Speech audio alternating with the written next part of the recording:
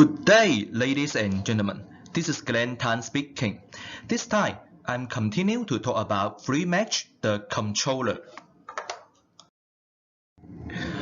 This presentation divides into these 5 parts. I have put the corresponding video linkages at the below description area, just for your convenience. BNS wiring. Actually, for this part is similar to the summary of BNS wiring. I have put the corresponding video linkage at the below description area just for your convenience and your reference. BNS for FreeMatch. First, from this diagram, you can find that in this case, there are just 2 FreeMatch systems. We just need to apply the wired controller as an adapter to change the signal from in-dot unit, then output the modbus with RS485 connection. And the circuit from the in-dot unit PCB, it is COM menu. And then always series connected together, then to the converter. Then just follow your BNS protocol. If it is a modbus, you can just apply the RS485 converter. Then the computer can recognize the signal from the FreeMatch. And if the protocol is BACnet, you need to select this ME30. It can change the signal from modbus to the BACnet, then for the computer to recognize, which is the third-party BNS.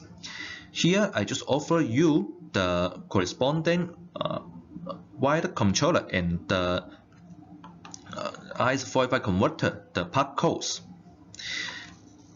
and also the BACnet converter, BACnet gateway.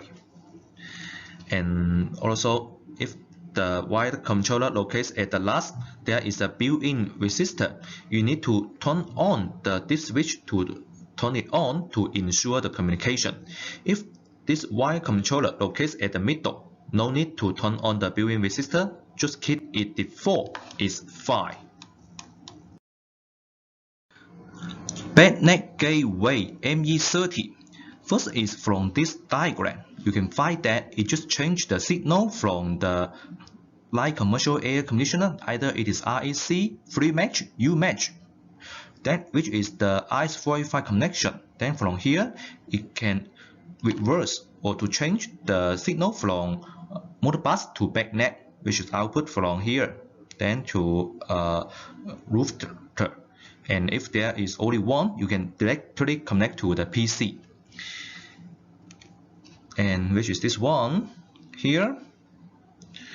This is for the power supply, and this one is for the connection to the in-dot units. And output is from the ETH0 Ethernet cable from here. Installation and debugging. There is a panel here.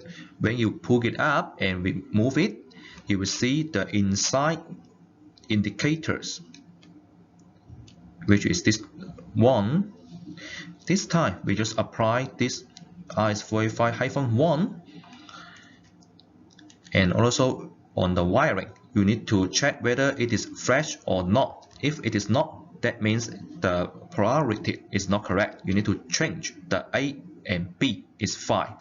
As for how to reset when you have some mistakes, and just long press this one, and before that you need to change this switch, the first dip to 1, and hold this button for 5 seconds. When you find all the indicator turned on, that means the reset is okay. To ensure the communication, for this A case and B case, you need to turn on the built-in resistor to ensure. And just the second dip for the RS485, for A situation is okay, but for B, it locates at the top or tail, so you need to turn on the built-in resistor to ensure the communication. Both connection is acceptable. We just recommend this B. As for the fourth tip already introduced, this is to reset the setting.